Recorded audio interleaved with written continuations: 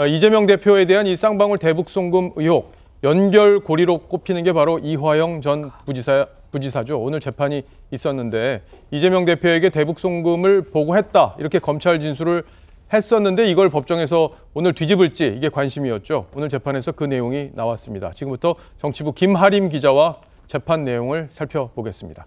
자, 김 기자, 이재명 대표와 관련된 진술을 바꿨는지 여부가 제일 관심인데 오늘 어떤 결과가 나왔습니까?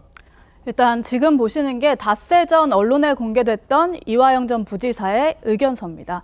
여기 보시면 이재명 지사의 방북 비용을 요청한 적이 결코 없다. 그리고 이재명 지사가 관련된 것처럼 일부 허위 진술을 했고 이것이 바로 검찰의 압박 때문이었다는 내용이었는데요. 오늘 재판에서 이 전 부지사 측 김광민 변호사는 이 의견서 제출을 다시 확인했습니다. 그러니까 이 대표는 관여하지 않았다는 최초 입장으로 다시 돌아간 겁니다.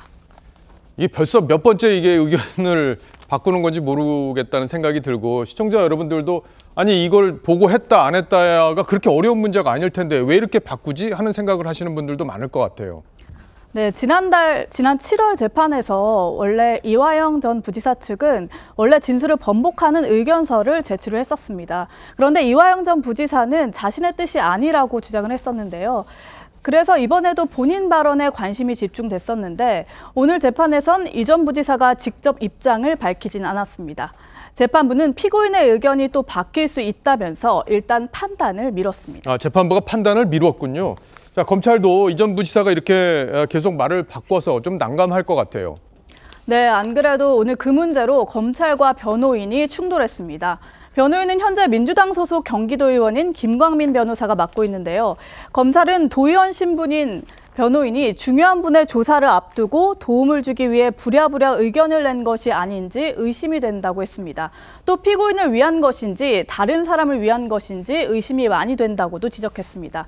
반면에 변호인은 변호인 신분의 문제를 제기한 것 자체가 피고인에게 압박이 될 수 있다고 맞받았습니다. 그러면서 수사검사를 강요죄로 고발하는 것도 검토하겠다고 했습니다. 그러니까 지난 주말에 검찰이 이재명 대표를 조사했을 때 이 전 부지사가 나도 몰래 대북 사업을 추진한 것 같다. 이재명 대표가 이렇게 진술을 했다고 하더라고요. 자, 그렇게 되면 이 전 부지사에게 모든 혐의가 넘어가는 거 아니냐 이렇게도 생각해 볼 수 있지 않을까요? 네, 당시 경기도에서 북측에 제출한 공문인데요. 여기 보시면 현대적 시설의 농림복합형 시범 농장 사업을 본격적으로 진행할 것을 제안한다. 그러니까 스마트팜 사업을 함께 진행해보자고 써 있는데요. 공문에는 도지사를 대표로 하는 경기도 대표단의 초청을 정중히 요청한다라고 써 있고 보시다시피 경기도지사 날인이 크게 박혀 있습니다. 그런데 검찰이 지난 9일 조사에서 이 같은 공문을 제시하자 이 대표는 이화영이 나도 모르게 도지사 직인이 찍힌 서류를 만든 것이고 나는 승인만 했을 뿐이라고 부인한 것으로 전해졌습니다. 하지만 검찰은 상당수 행적이 공식 보고 결재 라인을 거쳐 이루어졌기 때문에 이 대표가 모를 수 없다는 입장입니다. 자, 그런데 이제 부지사가 지사의 승인도 없이 자기가 이렇게 서류 만들어서 도장 갖다 찍고 그렇게 결재를 할 수 있다는 것 자체가 좀 믿기지 않는 부분이기도 해요. 네, 이 대표가 실제로 알았는지 몰랐는지는 수사 과정에서 또 법정에서 가려질 문제입니다. 하지만 이 대표는 성남시장이던 지난 2017년 단돈 100만 원이 들어가는 보도블록 교체 예산 집행도 시장 결재 없이는 하지 못한다고 말한 적이 있습니다.